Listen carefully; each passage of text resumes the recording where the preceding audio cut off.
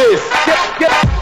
Everything sports culture. Sports, rap, sports, sounds, and sneakers. And boom goes the dynamite.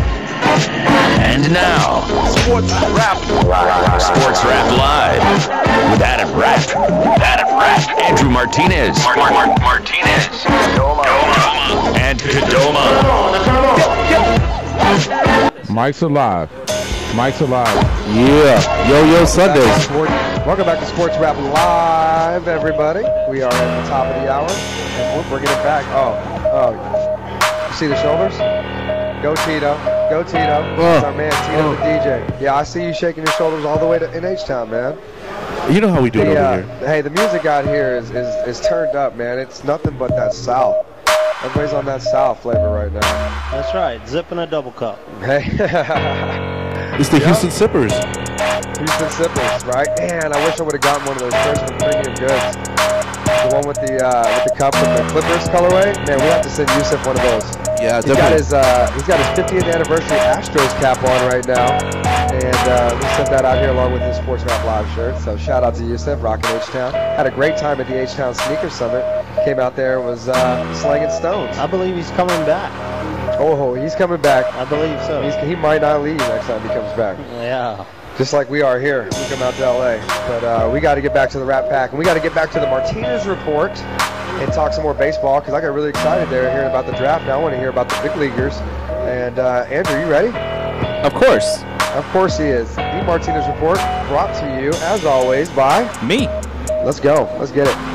Well, this weekend, Adam, like I said, I was out there, and on Friday they had another Throwback Friday, and this time they had the rainbow jerseys out there, which was a pretty good look. I hadn't seen those jerseys on the field in quite a while, but it was nice to see them out there. J.R. Richard threw out the first pitch, which was, for being a guy who had back-to-back 300 strikeout seasons, it was decidedly pretty wild, his pitch that he threw out there. But overall, Friday night, it was kind of a rough go of it for the Astros. They just have been sputtering as of late. You know, that game that they played on Friday they lost 1-4. J.A. Happ didn't do that bad of a job, but, you know, that was, at that point, I think, lost 7 in a row. I mean, and they're in such a rough patch right now, Adam. They just got done playing the Dodgers on the road, which, you know, the Dodgers have been red hot as of late, you know, previous to whenever they were playing them. Then they went to the Rockies and got swept. Now they're playing the Reds, who are playing some of their best baseball of the season. And then after that, you know, they're going to turn around and play the Cardinals and then the White Sox. So, I mean, and then after that, you know, the Giants and the Rangers. So they are just in a really, really thick part of the schedule that's not going to relent at all. So over the weekend, you know, losing 2. Today they got one back, which is nice to see.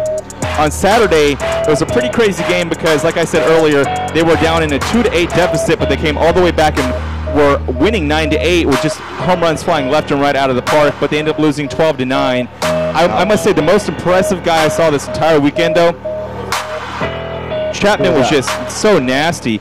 He was flaming guys left and right. No one had a chance against him this weekend in the entire series. So that was definitely the highlight, seeing that guy.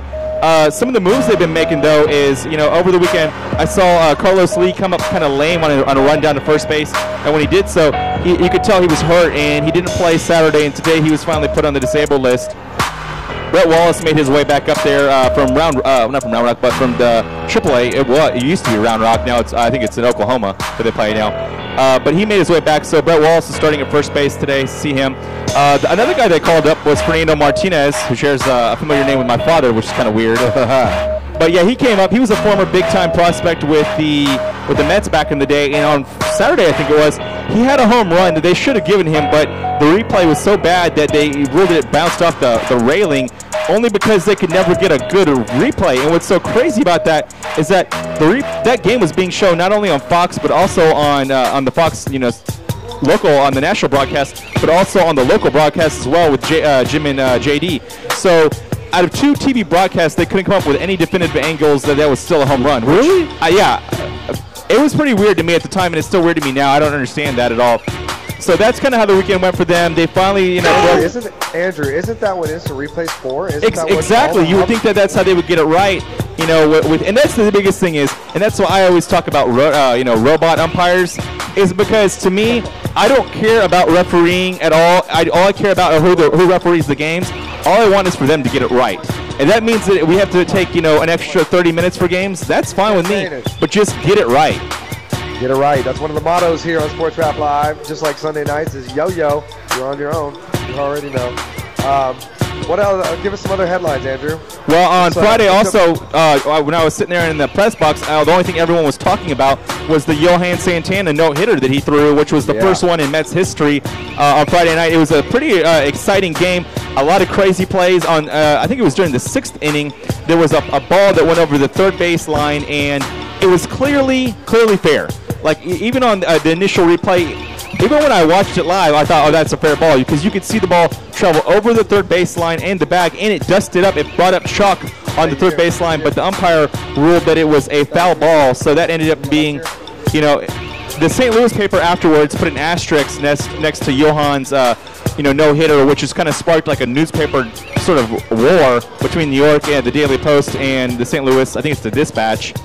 But it was a pretty exciting game. Mike Baxter had a play where he cut the ball at the wall. I think he broke his collarbone in making the play, but it was a pretty exciting game. We had a lot of ups and downs in him getting that no-hitter. Yeah, definitely, especially that catch. I was watching that catch over and over again. That thing looked like it hurt. But, oh yeah, he's got to be so grateful he caught that, because if not, then there goes that no-hitter right there. And the other thing about that game is that, Johan, who is a guy that's coming back from Tommy John surgery, he was facing another guy, and, Adam Wainwright, who also had faced Tommy John surgery and was on the way back himself. So it's kind of an interesting note of those two guys going against each other. And the other thing is that for a guy coming back from Tommy John surgery,